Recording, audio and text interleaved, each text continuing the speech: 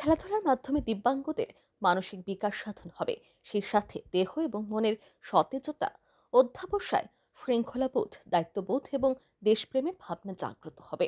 বুধবার রাজ্যভিত্তিক খেলো ত্রিপুরা প্যারা গেমসের উদ্বোধন করে কথা বলেন রাজ্যের মুখ্যমন্ত্রী প্রফেসর ডক্টর মানিক সাহা। উল্লেখ্য, দিব্যাঙ্গজন দিবস উদযাপনের অঙ্গ হিসেবে রাজ্যের সমাজ কল্যাণ, সমাজ শিক্ষা দপ্তর এবং যুব বিষয়ক ও ক্রীড়া দপ্তরের যৌথ উদ্যোগে খেলো ত্রিপুরা প্যারা গেমস 2024-এর আয়োজন করা হয়েছে। 18 এবং 19শে ডিসেম্বর রাজধানী স্বামী বিবেকানন্দ ময়দানে অনুষ্ঠিত হবে এই প্যারা গেমসের আসর।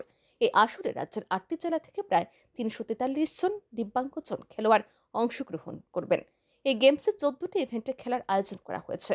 এর মধ্যে রয়েছে দৃষ্টিহীন দিব্যাঙ্গজনদের নিয়ে ক্রিকেট, ফুটবল, হুইলচেয়ার দৌড়, শটপুট, দাবা, 50 মিটার দৌড়, long jump, carrom, tug of war, ring throw, musical ball, musical chair এবং স্ট্যান্ডিং বোর্ড জাম্প।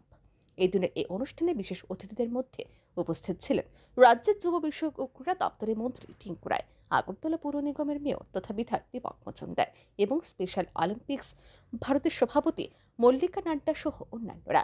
এদিন মুখ্যমন্ত্রী বলেন, আর 5টি সাধারণ মানুষ থেকে কোনো দিকে পিছিয়ে নেই দিব্যাঙ্গরা। তাই প্রতিটি মানুষের মতো তাদেরও সমস্ত কিছুর অধিকার রয়েছে, আর তাদের এই অধিকারকে সুরক্ষিত করতে 2016 সালে প্রতিবন্ধী ব্যক্তিদের অধিকার সংক্রান্ত একটি আইন পাশ হয়েছিল। সেই আইন অনুসারে আর 5টি সাধারণ মানুষের মতো তাদেরকেও তাদের প্রাপ্য অধিকার পাইয়ে দিতে কাজ করে চলেছে সরকার। তারই অঙ্গ হিসেবে এই প্যারা গেমসের আয়োজন। সেই জায়গায় আমার মনে হলো যে যেভাবে ওনাদেরকে এইভাবে যদি আমরা সুযোগ আমরা দেই আমাদের সরকারের তরফ থেকে, আমাদের সামাজিক সংস্থার মাধ্যমে তাদেরকে যদি সেই প্ল্যাটফর্ম আমরা দিতে পারি, তাহলে এদের যে পারফরমেন্স আজকে আমরা দেখতে পেলাম, কোনো অংশে মনে হলো না যে একটা নর্মাল হিউম্যান বিইং থেকে ওরা কোনো অংশে কোনো কম। আগে আমরা অনেক সময় ভাবতাম যে যারা দিব্যাঙ্গ এই সমাজের জন্য একটা বোঝা, সেটা কিন্তু ভাববার অবকাশ নেই।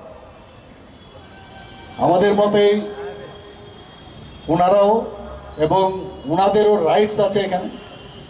আমাদের rights of persons with disabilities act 2016-তে সেটা পাস হয়েছে।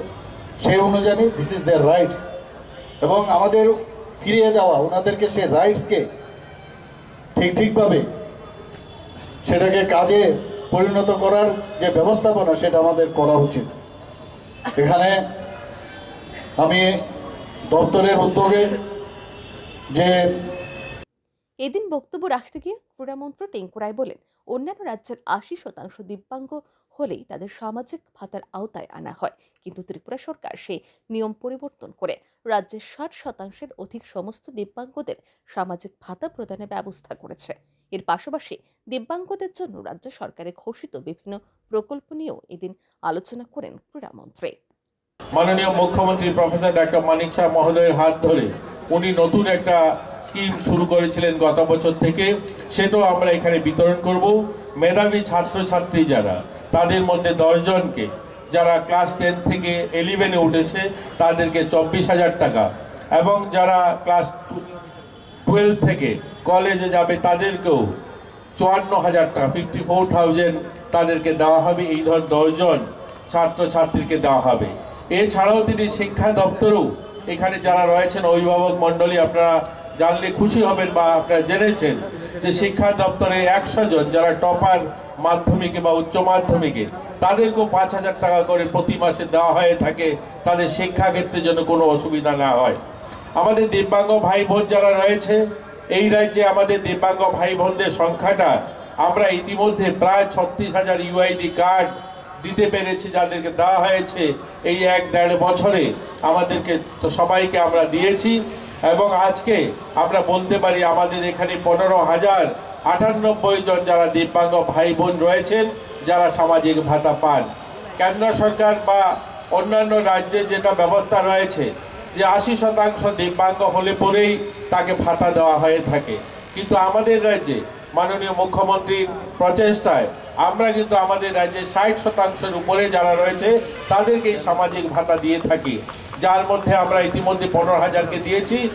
দিব্যাঙ্গজনদের নিজস্ব প্রতিভা প্রদর্শনের জন্য এমন একটি মঞ্চ তৈরি করে দেওয়ার জন্য রাজ্যের মুখ্যমন্ত্রী এবং ক্রীড়ামন্ত্রীকে বিশেষ ধন্যবাদ স্পেশাল অলিম্পিক্স ভারতের সভাপতি মল্লিকা নাড্ডা। পাশাপাশি বিকলাঙ্গ শব্দটি পরিবর্তন করে দিব্যাঙ্গ শব্দটি প্রদানের জন্য এই দিনের এই অনুষ্ঠান মঞ্চ থেকে দেশের প্রধানমন্ত্রী নরেন্দ্র মোদীকে ধন্যবাদ জানান তিনি।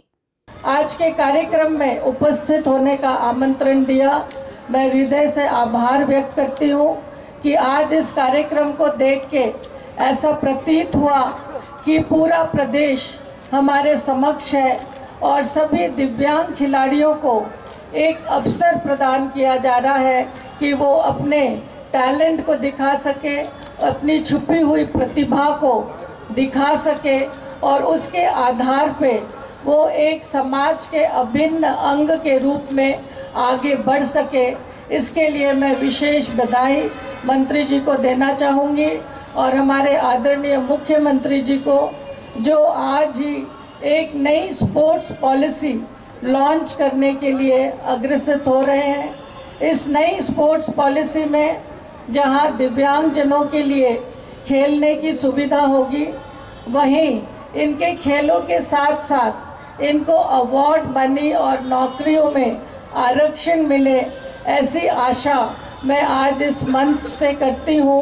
और मैं आदरणीय प्रधानमंत्री जी का इस मंच से आभार व्यक्त करती हूँ कि उन्होंने विकलांग शब्द को बदल के एक दिव्यांग की शब्दावली दी और इस दिव्यांग जन की शब्दावली में जो दिव्यता का एहसास हम सबको होता है, उसका अर्थ है कि हमारे इन दिव्यांगजनों में एक विशेष उनमें गुण है, एक दिव्यता है और उनमें एक विशेष एबिलिटी है जिसको हमें पहचानने की ज़रूरत है, जिसको এদিন সমাজ কল্যাণ সমাজ শিক্ষা দপ্তরের উদ্যোগে দিব্যাঙ্গজনদের মধ্যে হুইল চেয়ার সহ বিভিন্ন চলন সামগ্রী প্রদান করা হয়।